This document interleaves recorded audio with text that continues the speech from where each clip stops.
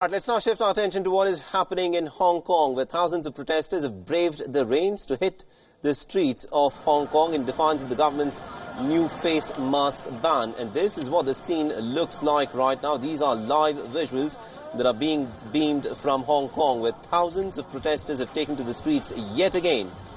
And this time round, the outrage is extremely intense.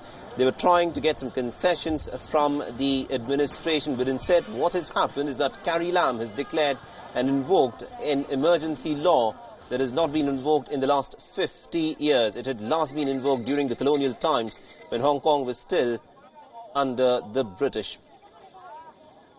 So the security is extremely tight. What you're looking at are the police personnel in riot gear who are trying to ensure that things do not get out of hand.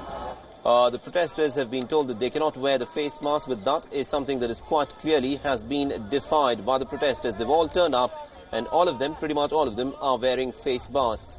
Now, the ban, which has been invoked under a colonial-era emergency law, has of course backfired, as more number of people have taken to the streets than has what been witnessed in recent weeks. And despite the heavy police presence at the protest site, the protesters have not backed down. Now, under the ban, all types of facial covering, including face paint, has been made illegal. And also in another part of the city, demonstrators formed a human chain as the protests continue to escalate, especially after an off-duty police officer had shot at the protesters. The police have said that the officer had actually fired in self-defense.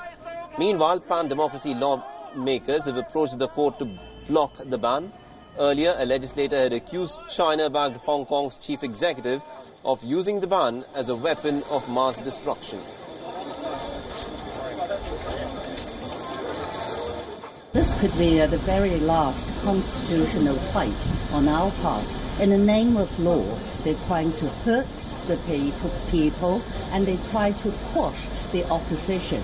If this emergency law just gets passed just like that, Hong Kong will be deemed into a very black hole.